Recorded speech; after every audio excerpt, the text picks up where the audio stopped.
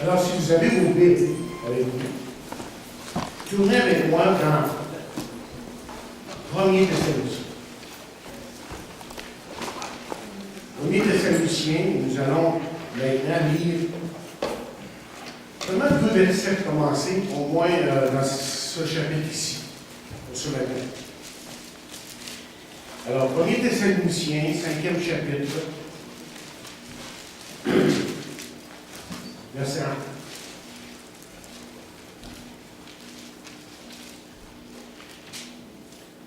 Pour ce qui est des temps et des moments, vous n'avez pas besoin, frères, qu'on vous en écrive. Car vous savez bien vous-même que le jour du Seigneur viendra comme un voleur dans la nuit. Prions. Seigneur, ce matin, en venant maintenant devant ta parole, nous voudrions que tu parles à nos cœurs encore une fois, évidemment, parce que nous voulons que ta parole soit claire dans nos esprits, et nous voulons qu'on rende ta parole et vraiment, à travers ta parole, nous se nourrir spirituellement, mais aussi vraiment te connaître. Que ce soit, Seigneur, notre désir de te connaître de plus en plus. Toi, en tant que Dieu, en tant que notre Mère.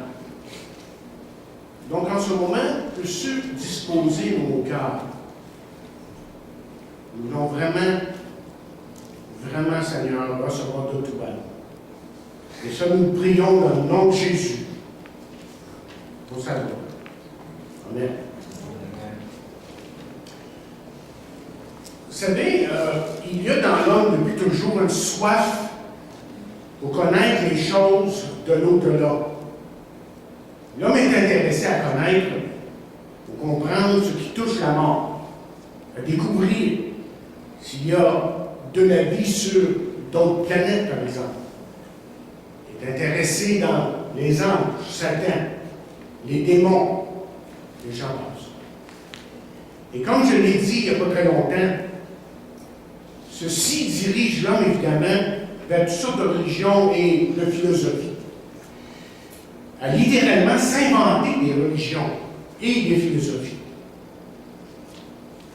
Ce qui est étonnant, c'est que tout ça était en quelque sorte prévisible depuis la création. Parce que vous voyez, Dieu a fait l'homme à son image, capable, autrement dit, de parler à Dieu, capable d'avoir une relation intime et personnelle avec lui, et capable de marcher pas à pas avec le Dieu de l'univers. Pourquoi Dieu a-t-il créé l'homme?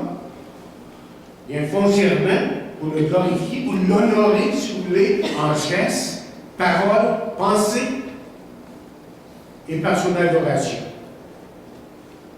Et comme vous savez, depuis la chute, tout a changé. L'homme s'est mis à se glorifier,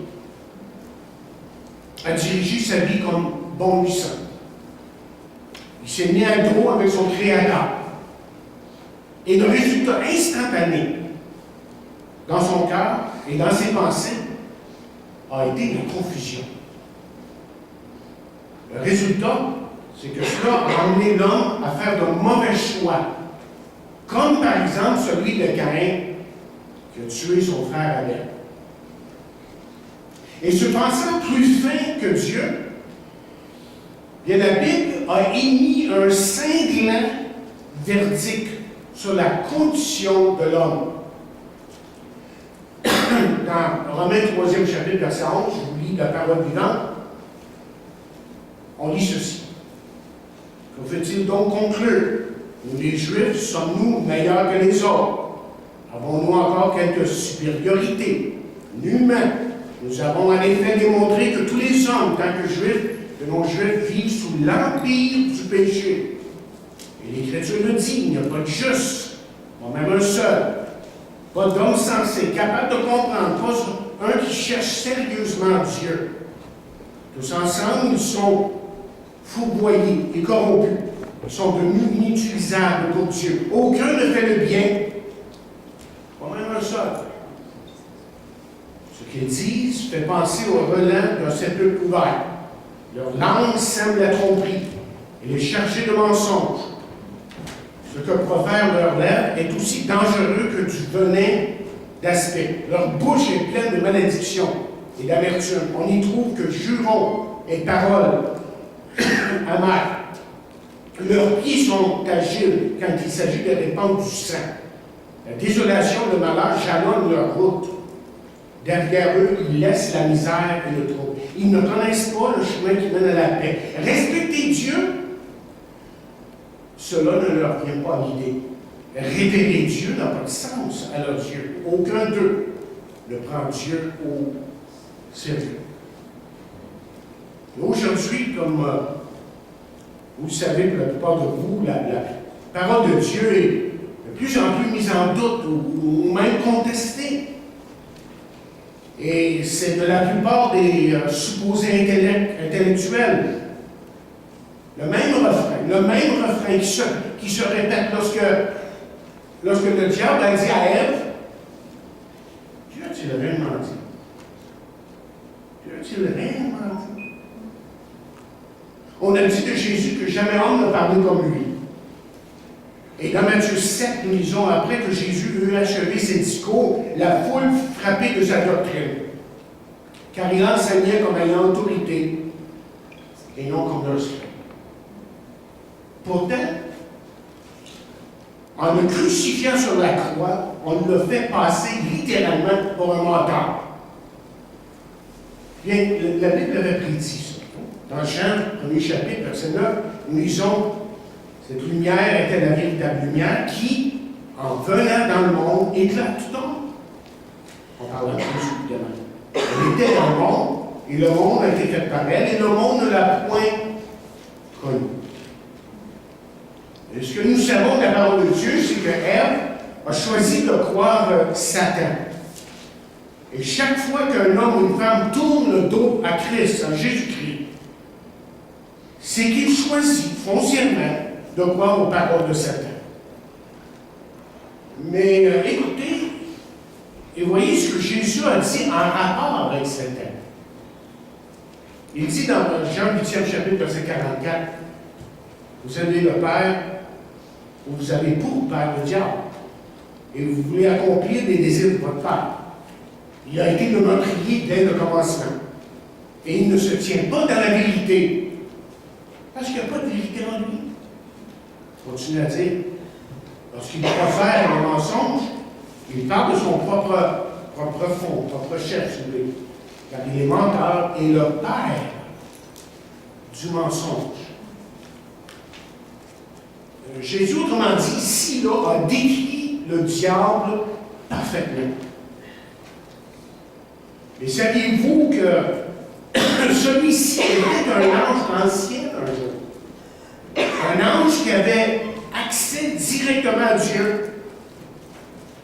Mais lui aussi, un jour, s'est cru plus fin que Dieu. Ce qui fait que la parole de Dieu nous dit qu'il est tombé dans l'orgueil. Ce qui fait que Dieu n'avait pas eu le choix, n'a pas eu de choix que de le mettre dehors du ciel, en dehors du ciel. Écoutez ce qu'on lit dans Ézéchiel 28, 13 à 17. C'est une description de Satan. Il y a deux applications, une description d'un certain roi dans ce temps-là, mais il y a toujours souvent dans les prophéties des deuxièmes applications. Voici ce qu'on lit de lui. Tu étais en Éden, le jardin de Dieu. Tu étais couvert de toute espèce de pierres précieuses, de sarmoine, de topaz, de diamant, de chrysolite, d'onyx, de jaspe, de saphir, d'escarboucle, d'émeraude et d'or. Tes tambourins et tes flûtes étaient à ton service, préparés pour le jour où tu as été créé, où tu fus créé. Une grande célébration lorsque tu as été créé.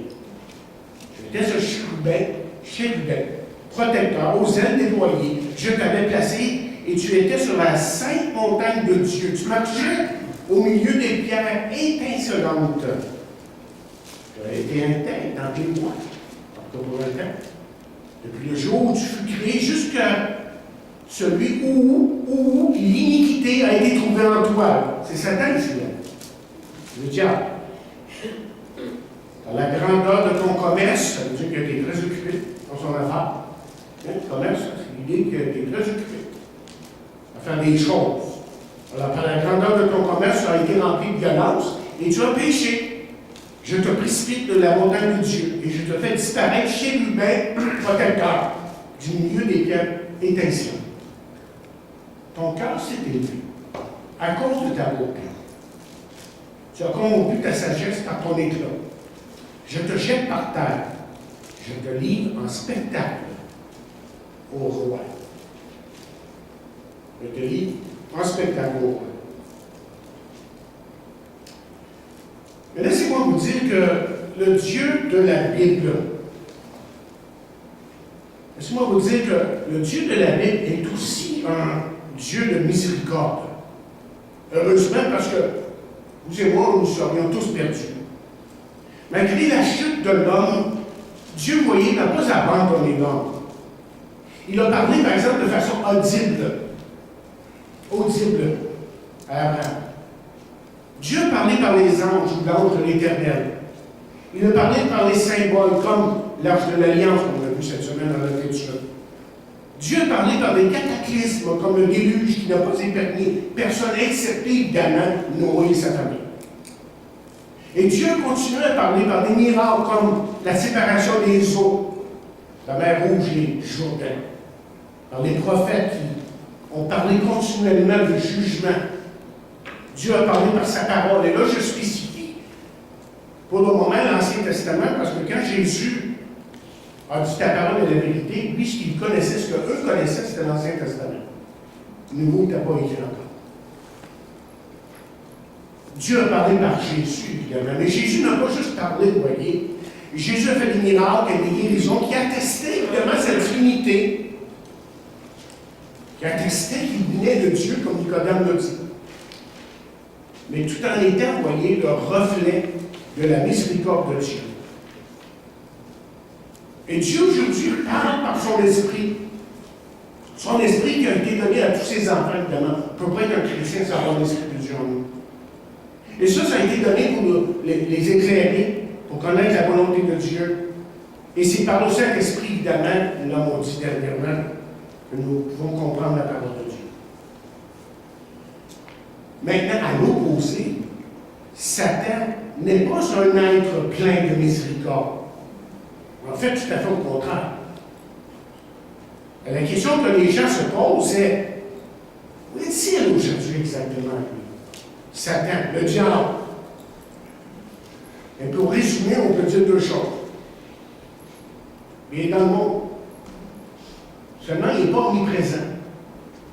Il n'est pas partout en même temps. Okay? Mais il est là, dans le monde, avec son armée, qu'on appelle les démons, qui sont en passant tout simplement des esprits, pas tout simplement, c'est pas le bon terme vraiment, mais c'est vraiment des esprits méchants qui sont très présents dans le monde aujourd'hui. Et c'est pour ça qu'en partie, il y a tant de méchanceté dans le monde aujourd'hui. Parce qu'eux sont à l'œuvre. Ce sont des esprits méchants, comme j'ai dit, qui sont continuellement à l'œuvre, des esprits pour tenter le mal, pour écraser évidemment celui qui désire vraiment s'approcher de Dieu. Lui, il veut vous écraser. Et pour détruire même l'œuvre de Dieu, même dans cette église, et dans toutes les églises où l'Évangile est prêché, annoncé. Écoutez ce que la Bible dit dans Éphésiens 2, et ensuite 1 Jean 5, 19. Vous étiez morts par vos offenses et par vos péchés, dans lesquels vous marchiez autrefois, selon le train de ce monde, selon le prince de la puissance de l'air, de l'esprit qui agit maintenant dans les fils de la vérité. 1 Jean 5, 19 nous dit, ajoute ceci. Nous savons que nous sommes de Dieu et que le monde entier est sous la puissance du mal. Et j'ai réfléchi cette semaine à ça, de la puissance du mal. Comment on pourrait décrire ça exactement? J'en suis venu à la conclusion qu'essentiellement, que la puissance du malin c'est l'esprit du mensonge. Vous lisez par exemple les journaux, vous écoutez les nouvelles, et c'est clair que quelqu'un ment. Tout le monde, on dirait, à certains moments, quand on écoute plutôt les nouvelles, on dirait que tout le monde est en train de mentir en même temps. On ne sait pas qui dit la vérité. Et quant aux choses de Dieu, la majorité des gens, évidemment, sont aveugles. Et voici ce qu'on lit dans 2 Corinthiens 4, 3 à 4, en parole vivante. Il dit sans doute, malgré tout cela, notre évangile demeure voilé et obscur pour certains, mais à présent, le voile est dans leur cœur, plutôt, il ne reste que chez ceux qui courent à leur tête. Il ajoute, ceux dont le Dieu de ce monde a aveuglé l'esprit et obscurci l'intelligence à cause de leur incrédulité. Satan veut les empêcher de voir briller dans toute sa splendeur l'évangile de gloire, de la gloire du Christ, l'image du Dieu vivant. Satan est très à l'œuvre, évidemment dans le monde. Et toute son armée. Alors la question qui vient à notre esprit, c'est est-ce que c'est possible de connaître la vérité? Et si oui, qui peut connaître la vérité? Jésus, comme vous savez, a amplement parlé de la vérité. Il disait souvent en vérité, le mot vérité venait souvent dans sa bouche. Et Jésus a proclamé la vérité. Il a dit qu'il était la vérité. Et soit qu'en disant cela, qu'il soit tombé sur la tête, qu'il soit un fou, un illuminé, ou que tout ce qu'il a dit était vrai. Tout ça pour vous dire que là, on arrive à notre texte. OK? On arrive à notre texte à l'église de Thessalonique. C'était, comme vous savez, une jeune église. C'est une église dynamique, vivante. Et ça, dans le vrai sens du mot, c'est pas juste parce qu'ils chantaient fort, qu'ils priaient fort, parce que c'était vraiment vivant spirituellement parlant. Et Paul dit, vous rappelez ce qu'il a dit à propos d'eux, dans le chapitre 1, verset 4. Il dit, nous savons, frères bien-aimés de Dieu, que vous avez été élus. C'est-à-dire qu'on sait que vous êtes nés de nouveau, on sait que vous êtes nés de Dieu. Mais saviez-vous que parce que vous êtes nés de Dieu, que ça vous donne certains privilèges. Jean 8e chapitre, verset 12, nous le dit. Regardez ce qu'il dit. Jésus leur parla de nouveau. Et il dit, je suis la lumière du monde. Et celui qui me suit ne marchera pas dans les ténèbres. Il y aura la lumière de la vie. On va parler beaucoup de ténèbres dans quelques semaines. Cette semaine, on n'aura pas le temps, mais il est question de ténèbres dans notre texte. En 1er Thessaloniciens, 5e chapitre. Et qu'est-ce que ça sous-entend? Okay? Si on connaît Jésus, on est dans la lumière, on n'est pas dans les ténèbres. Et Jésus ajoute dans Jean 8, 31-32, il dit aux Juifs qui avaient cru en lui, si vous demeurez dans ma parole, vous êtes vraiment mes disciples. Connaîtrez la vérité et la vérité vous affranchira. Mais être né de nouveau, ça ne veut pas dire ça que vous allez tout comprendre d'un seul coup. Tout d'un coup. Non, votre foi va grandir. Et au fur et à mesure que vous étudiez la parole, vous allez grandir. Et la norme que Dieu a établie dans sa parole pour apprendre, pour vraiment apprendre, c'est l'Église locale. Parce que Dieu voulait donner des dons à son Église, et l'un de ces dons-là est celui de pasteur-docteur. Dans le grec, c'est pasteur-docteur. Écrit comme ça. C'est un mot. Mais dans nos traditions, c'est pasteur et docteur. Correct. Pas d'erreur là.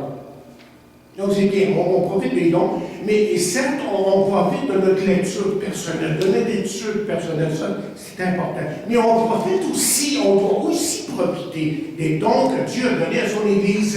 Et c'est l'une des raisons pourquoi Paul a dit à Timothée, lui qui est un jeune serviteur de Dieu, il a dit dans 2 Timothée 2:2, ce que tu as entendu de moi, en présence de beaucoup de témoins, confie-le à des hommes fidèles qui soient capables de l'enseigner aussi à d'autres.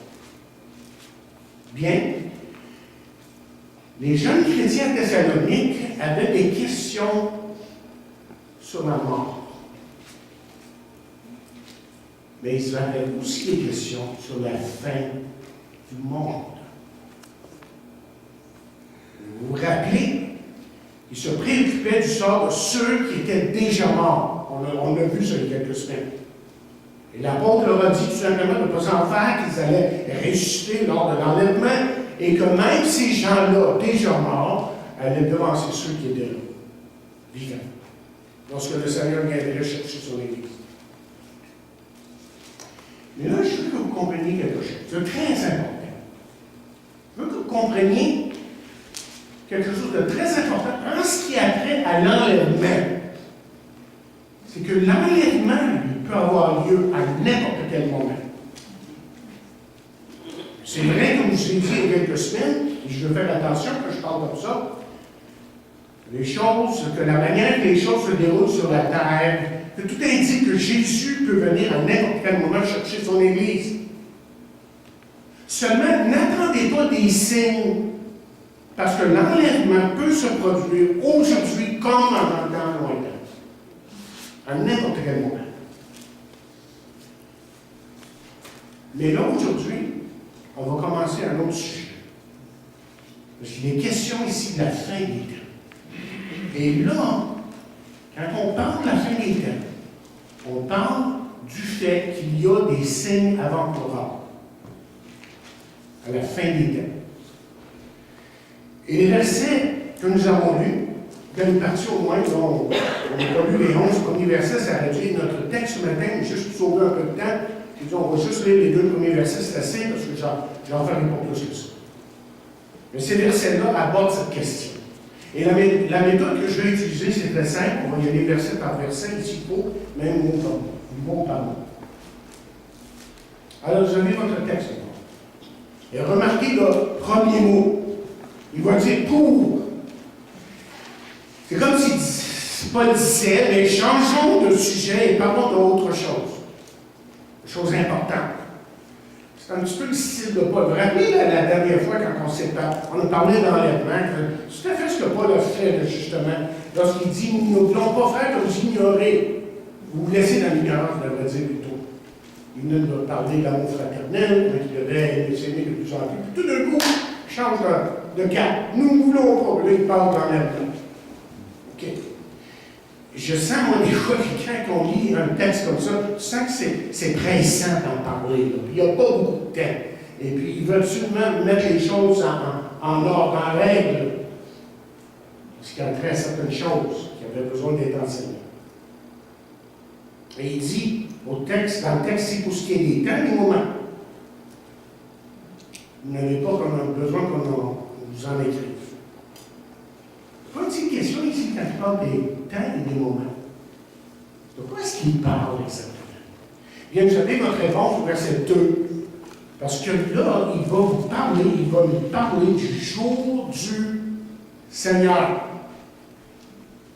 Et moi, je vous suggère que Paul aurait pu écrire comme suit. Il aurait pu écrire pour ce qui est de la fin du monde. Il aurait pu dire ça. Parce qu'il parle des choses de la fin. Et oui, il parle de la fin des temps. Et ça, on va y revenir dans les semaines à venir. Remarquez la deuxième partie du verset 1. On y revient au verset 1. C'est pour ce qui est des temps et des moments, vous n'avez pas besoin de faire qu'on vous en écrit. Qu'est-ce qu'il est en train d'insinuer? Il est en train d'insinuer qu'il n'a déjà parlé. Tout simplement. Il n'avait parlé, il y avait de la confusion. Il y avait des choses qui se passaient là, dans cette église, dans ce temps-là, qui faisaient que les gens étaient quelque peu confus. Et vous savez, pour moi, de ne pas parler de la fin des temps ou de la fin du monde serait, pour moi, comme pasteur, de manquer à ma tâche. Vous vous rappelez ce que Paul a dit dans le chapitre 20 des Actes des Apôtres, il dit, c'est pourquoi, dit-il au verset 26-27, chapitre 20 des Actes des Apôtres, verset 26-27, il dit, c'est pourquoi je vous déclare aujourd'hui que je suis pur, dit-il, du sang de vous tous. Car je vous ai annoncé Et la terminologie, je l'aime, tout le conseil de Dieu. Tout le conseil de Dieu sans en rien cacher. John MacArthur écrit, beaucoup évitent ce sujet, car c'est un sujet, dit-il, difficile. Donc c'est plus facile de parler, ce qui est plus facile de parler, de ce qui va bien, de ce qui est positif. Selon certains, il faut surtout éviter de parler de ce qui est négatif, ou des choses qui peuvent être perçues comme négatives. Et je peux vous garantir, certains que vous voyez à la télévision, nous ne parlons jamais de ça ici. Jamais ils vont vous parler de ça. Parce que ce n'est pas positif. Au moins, ça n'a pas l'air positif, c'est le coup. Mais la question est celle-ci. Y a-t-il une bénédiction à étudier la question de la fin des temps? Et là, vous devez aller dans l'Apocalypse, le premier chapitre, pour avoir votre réponse. Et dans le premier chapitre de l'Apocalypse, juste les premiers versets, vous avez votre réponse. Il dit révélation de Jésus-Christ, que Dieu lui a donné pour montrer ses serviteurs les choses qui doivent arriver bientôt, et qu'il a fait connaître par l'entremise ou l'envoi de son ange, de son serviteur Jean, lequel a attesté la parole de Dieu et le témoignage de Jésus-Christ, tout ce qu'il a vu. Heureux, dit le texte au verset 3, chapitre 1 de l'Apocalypse, heureux celui qui lit et ceux qui entendent les paroles de la prophétie et qui gardent les choses qui y sont écrites, car le temps, dit-il, est proche. Révélation de Jésus-Christ, ou si vous voulez, littéralement, dévoilement de Jésus-Christ. Ce qu'on voit dans l'Apocalypse, ce n'est pas juste le dévoilement d'un paquet d'événements, mais c'est le dévoilement de la personne de Jésus-Christ et la victoire de Jésus sur le mal, évidemment. Mais il y a une bénédiction, évidemment, à tout ça. Il y aurait tellement de choses à dire. Là, juste le fait qu'il dit que les choses doivent arriver bientôt. Le mot bientôt dans le grec, c'est soudainement. Tout d'un coup, ça va arriver. On va en parler dans les autres semaines de ça. Heureux celui qui a une bénédiction à étudier ce sujet qui est si important. Maintenant, revenons au jour du Seigneur. Okay? Parce que c'est ça la terminologie biblique. Fin du monde, ça c'est ce que j'invente dans ma tête. Okay? À peu près. Mais la terminologie, je dis bien, biblique, c'est le jour du Seigneur. Et la question qu'on doit se poser sur ça, c'est quoi ce jour du Seigneur exactement? Bien, d'abord, pour commencer, okay, il faut savoir que l'équivalent du jour du Seigneur dans l'Ancien Testament, c'est le jour de l'Éternel. Okay? Et prenons le temps de se donner une description du jour de l'Éternel ou du jour du Seigneur. Voilà, voici la façon qu'un certain écrivain, je pense qu'il s'appelle Richard quelque chose, comment ça s'appelle? Il dit ceci, celui de qui je parle. Il dit, il ne s'agit certainement pas d'un jour de 24 heures, hein, on parle du jour du Seigneur, ça peut se référer à ça, mais pas dans ce cas-ci, mais d'une période comportant certaines caractéristiques. Il ajoute, et là, il y a un paquet de versets qui accompagnent, on n'a pas le temps d'aller dans ça. Il dit, dans l'Ancien Testament, ce terme décrivait un temps de jugement, de désolation, de ténèbres. C'est un temps où Dieu s'avançait contre les ennemis d'Israël et les punissait formellement. Et il s'applique aussi aux occasions où Dieu punissait son propre peuple. Parce qu'il était idolâtre et rétrograde. À la base, ce terme parlait de jugement sur le péché, de la victoire pour la cause du Seigneur et de bénédiction prodigieuse pour son peuple fidèle. Le jour du Seigneur est le temps où Dieu interviendra, dit-il, publiquement dans les affaires de l'âme. Il est caractérisé par le jugement sur les ennemis d'Israël et sur la partie apostate de la nation d'Israël, par la délivrance de son peuple, par l'établissement du royaume de Christ, un royaume de paix et de prospérité, ainsi que de gloire pour Christ lui-même. Mais laissons pour un instant la parole de Dieu parler pour elle-même. Okay? Et je veux que vous que vous sentiez l'élan. Okay? L'élan que la Bible donne quand elle parle de ce jour. D'abord, à partir de l'Ancien Testament, okay? Où le terme qui équivaut au jour du Seigneur, c'est le jour de l'Éternel. Écoutez ces versets. Et essayez de sentir l'élan, le sens des mots. Lorsqu'il dit, par exemple, dans Ésaïe 13, verset 9, « Voici le jour de l'Éternel arrive, jour cruel, jour de colère et d'ardente fureur, qui réduira la terre en solitude et en exterminera les pécheurs. » Joël 1,15. Ah, quel jour! Car le jour de l'Éternel est proche. Il vient comme un ravage du Tout-Puissant. Joël 2, 31. Le soleil se changera en ténèbres et la lune et le sang avant l'arrivée du jour de l'Éternel, de ce grand jour est terrible. C'est ça. De ce grand et terrible jour. Je suppose que c'est ça qu'on veut dire. C'est une multitude dans Joël 3, verset 14. C'est une multitude dont la vallée du jugement. Car le jour de l'Éternel est proche dans la vallée du jugement. Amos 15, verset 18 dit, « Malheur à ceux qui désirent le jour de l'Éternel. Qu'attendez-vous du jour de l'Éternel? Il sera ténèbres et non lumière. » Tu lis ça? Oh! Ouais. Abdias 1,15. « Car le jour de l'Éternel est proche pour toutes les nations. Il te sera fait comme tu l'as fait, tes œuvres retomberont sur ta terre. Sauf-nous. 1,14 dit, « Le grand jour de l'Éternel est proche, il arrive en toute hâte, le jour de l'Éternel fait entendre sa voix, et le héros pousse des cris amers. » Malachie 4, verset 5, terminé dans l'Ancien Testament. « Voici, je vous enverrai Élie le prophète, avant que le jour de l'Éternel arrive, ce jour grand et de tout temps. » Wow. Là, allons dans le Nouveau Testament. Okay? Il n'y en a pas autant, mais c'est le jour du Seigneur. Et en allant dans Actes 2, verset 20, on lit comme suit, « Le soleil se changera en ténèbres et la lune en sang avant l'arrivée du jour du Seigneur, de ce jour grand et glorieux. » Et là, ce que Pierre fait, c'est qu'il cite Joël, vous montrant que ça veut dire la même chose. Jour du Seigneur, jour de l'Éternel. C'est parallèle.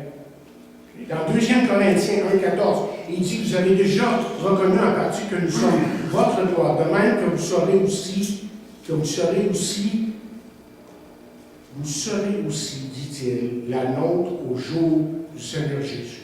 Et 2 Pierre, verset 10 du chapitre 3, il dit, « Le jour du Seigneur viendra comme un voleur. En ce jour, les cieux passeront avec fracas, les éléments embrasés se dissoudront, et la terre avec les œuvres qu'elle enferme sera consumée. » Donc, en résumé, okay, si on peut faire un résumé ici, qu'est-ce qu'on peut dire? Que ce jour sera un jour où, si vous voulez, le terme peut être moment terrible où Dieu,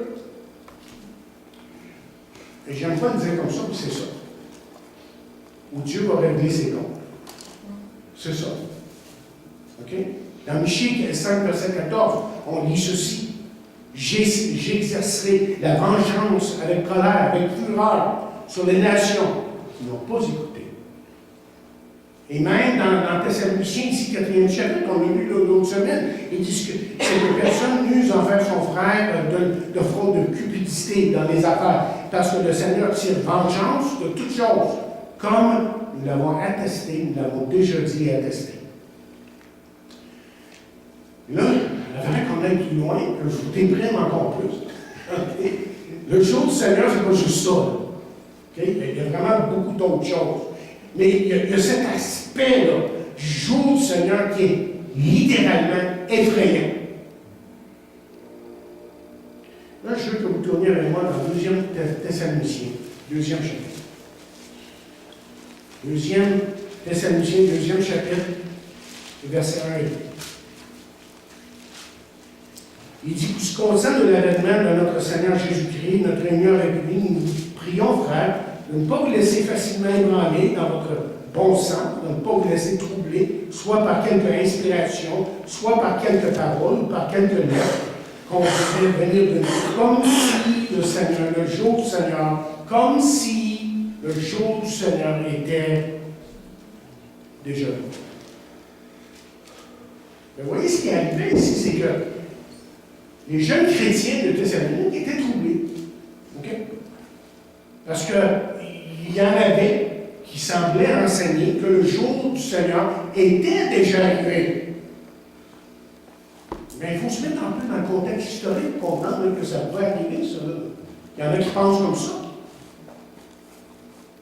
Que certains arriveraient à cette conclusion. Par exemple, si vous connaissez un peu votre histoire, vous savez que la persécution augmentait à ce moment-là. Justement là. Augmentait sous Néron, qui lui a blâmé les chrétiens d'avoir brûlé Rome. On accusait les chrétiens de sédition parce qu'ils refusaient de dire que César est Seigneur. On les accusait d'être des cannibales parce qu'ils mangeaient le corps du Seigneur et buvaient de son sang. On est du Seigneur. Les autres, comme ça, qui disaient ça. Et on les accusait d'être immoraux parce qu'il y avait cette communion fraternelle où on donnait un saint baiser. C'est immoral, cette gang-là. On les mettra pas. Mais c'est ça, OK? Ça devenait de plus en plus difficile. Et je veux maintenant que vous saisissiez une vérité très importante. Et je pense que Paul voulait que ces jeunes chrétiens ici l'apprennent une fois pour toutes. Et si vous êtes un chrétien sauvé par grâce, par la foi en Jésus-Christ, laisse-moi vous dire quelque chose. Vous ne serez pas là au jour du Seigneur. Vous ne serez pas là. Pourquoi? Parce que vous serez en lui. Vous ne serez pas là.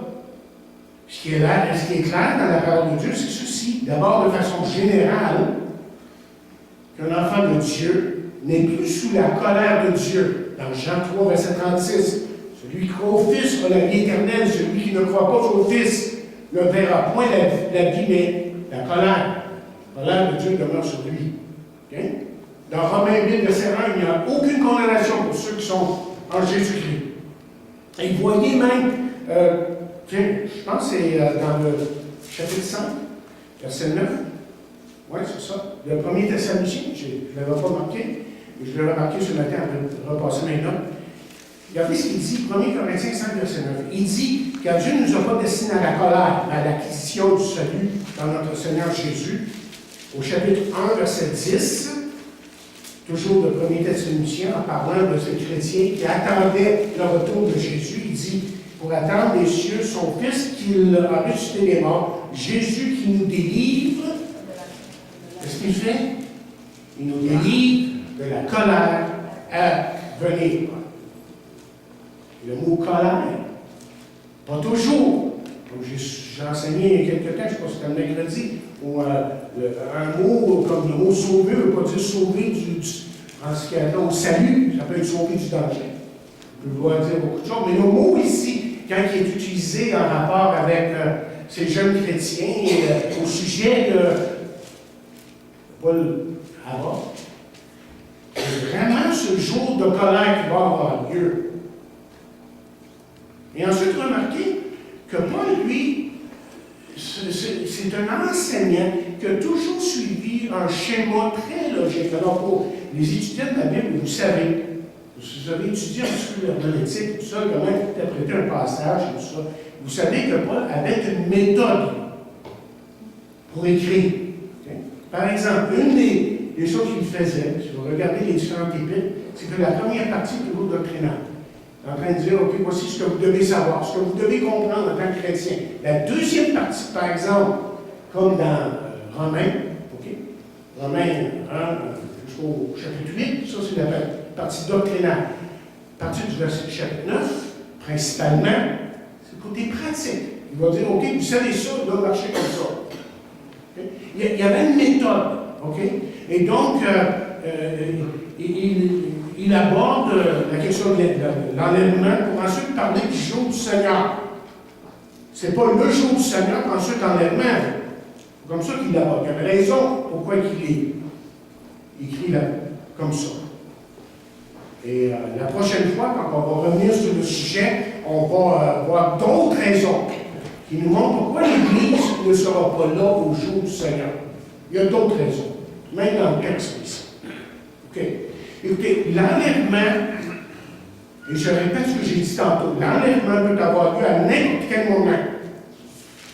Mais toute la question aussi, et on voit le côté pratique de Paul, hein, toute la question, c'est de savoir maintenant ce qu'on doit vivre. Maintenant, nous, en tant que chrétiens, OK, on sait qu'il va y avoir l'enlèvement, le jour du Seigneur s'en vient, tout ça. Comment est-ce qu'on doit vivre? Ça, c'est le reste du chapitre. 5. Autre chose pour plus tard. Mais là, je veux que vous reveniez à votre texte, à notre texte de ce matin, 1 Corinthiens, 5e chapitre. Je veux que vous remarquiez certaines choses. OK? Je veux qu'on revenir sur les mots, les temps et les moments. Parce qu'il dit quelque chose de très important ici. Si on veut comprendre les Écritures. Parce que d'abord, ces paroles se rapportent directement à Israël. Écoutez ce que Daniel dit, lui, dans Daniel 2, verset 21. Il dit, celui qui change les temps et les circonstances, les moments, ça pourrait être, qui renverse et qui établit les rois, qui donne la sagesse aux sages et la science à ceux qui ont de l'intelligence. Lui, il est en captivité. Il dit, pas de problème, c'est Dieu qui est souverain. C'est lui qui contrôle. OK? Dans les Actes des Apôtres, et ça devient plus clair. Les Actes des Apôtres, premier chapitre, versets 6 et 7, on lit ceci. Après, les apôtres réunis demandèrent, Seigneur, est-ce que ce temps, est-ce en ce temps plutôt, que tu rétabliras le royaume d'Israël? Hein? Tout le temps, là? Ça prend okay. Qu'est-ce que Jésus répond? Il dit, ce n'est pas à vous de connaître les temps et les moments que le Père a fixés de sa propre volonté. Donc, ce qu'on peut déterminer, là, c'est que quand on parle du jour du Seigneur, c'est que c'est Israël qui va être le centre de l'attraction. Mais Dieu va aussi agir envers d'autres nations, évidemment. Il y aura des jugements envers d'autres nations. C'est pour ça qu'on lit dans Acte 17, verset 26, il a fait que tous les hommes sortis d'un seul sang habitassent sur toute la surface de la terre, ayant déterminé, qui a déterminé Dieu? La durée des temps, tant qu'il existe. Dieu détermine ça. Et les bornes de leur demeure, là où ils sont. C'est Dieu qui est souverain et qui détermine ces choses-là. OK, mais revenons maintenant au mot temps et moment. Et laissez-moi vous le dire de la façon la plus simple possible, parce que je sais que si je rentre dans trop d'explications, ça va devenir compliqué. Et je veux vous dire simplement que vous comprenez. Parce que le mot temps ici est très important. Il parle de la chronologie des événements. La chronologie, chronoa en grec. Et le mot moment, lui, parle d'événements spécifiques. Restez avec moi, c'est très important. Okay? Dans l'Ancien Testament, le jour de l'Éternel, okay? Souvent on voyait ça, cette terminologie-là, pouvait parler d'un événement spécifique, quelque chose de très spécifique qui arrivait, comme la déportation des Juifs en Babylone. C'était le jour de l'Éternel, quand c'est arrivé ça. Mais le jour de l'Éternel pouvait aussi décrire une période de temps où Dieu pouvait juger son peuple pour son incrédulité, par exemple. Okay? Et ça pouvait durer des mois et des années. C'était pas juste une affaire d'un jour, mais c'était un temps qui pouvait s'étirer pendant longtemps. Restez avec moi, parce que là, vous allez comprendre ce qui se passe dans les Écritures. Okay? Ça nous dit que le même scénario va arriver quand on parle du jour du Seigneur.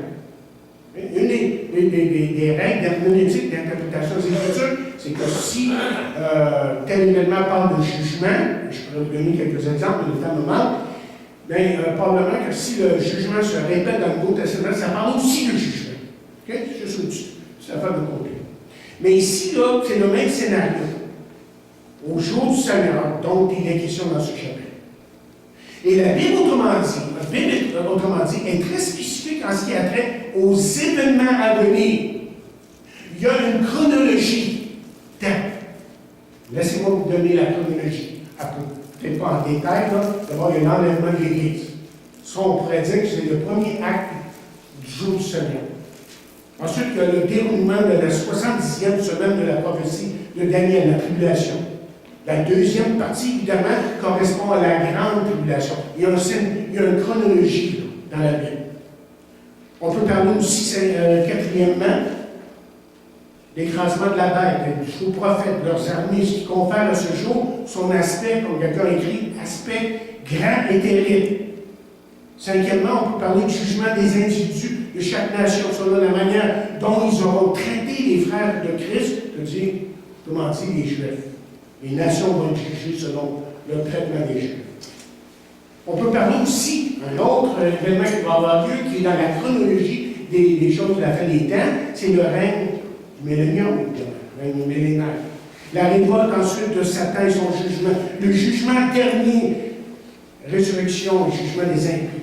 La destruction par le feu des cieux de la terre d'à présent.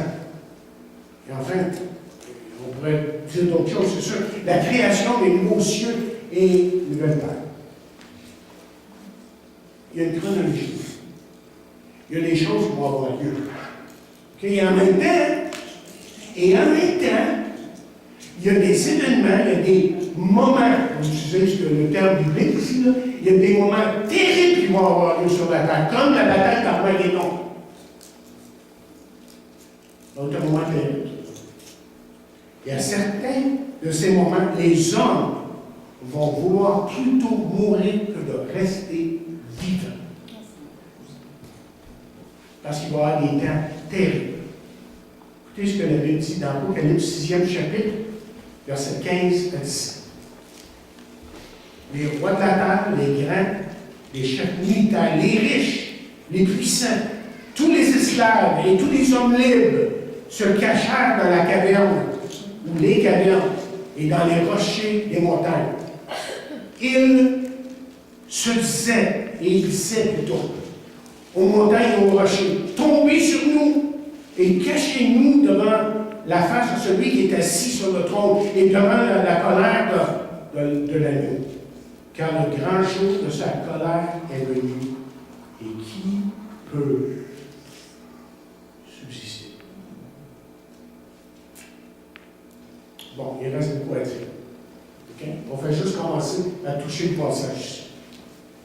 Et je termine en disant ceci, c'est que quelqu'un écrit que l'histoire, c'est l'histoire de Dieu. C'est son histoire. Okay? Le Dieu de la Bible, autrement dit, est un Dieu souverain. C'est lui qui décide, c'est lui qui connaît tout, c'est lui qui est tout-puissant. Et c'est lui qui est partout, justement. Il est omniprésent.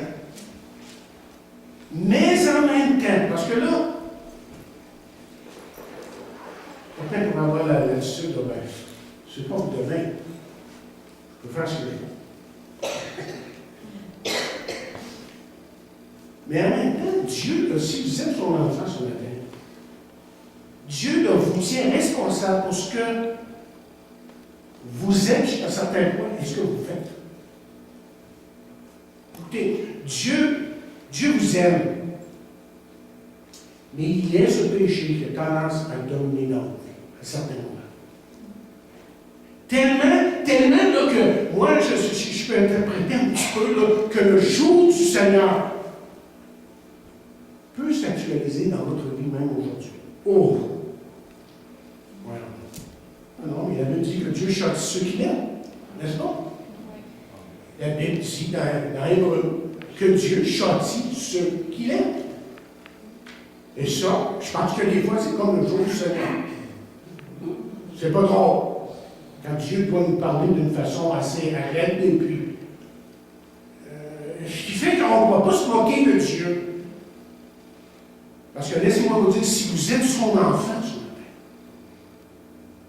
vous reconnaissez vraiment que Dieu va aller vous chercher. Pensez à un père qui découvre, qui apprend que sa fille a disparu. C'est ce qu'il va faire. Lui, il va faire mère et monde la retrouver. Mais Dieu, c'est un peu comme ça. Dieu, lui, va tout faire pour que tu reviennes à lui. Il va prendre les grands moyens s'il faut. Dieu vous aime. Vous devez vous rappeler de ça.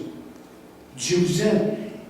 Et il vous veut pour lui à cause de son amour, de cet amour qu'il exerce dans votre vie et dans les vies des autres autour de nous. Non, il y a tellement mieux que de bâtiner avec les choses de Dieu, que de prendre les choses de Dieu à la légère et de s'éloigner de lui. Il y a une vie remplie de joie et de bonheur, et une vie qui réconcilie plutôt que qui divise, une vie qui honore Dieu et qui est bénie de Dieu.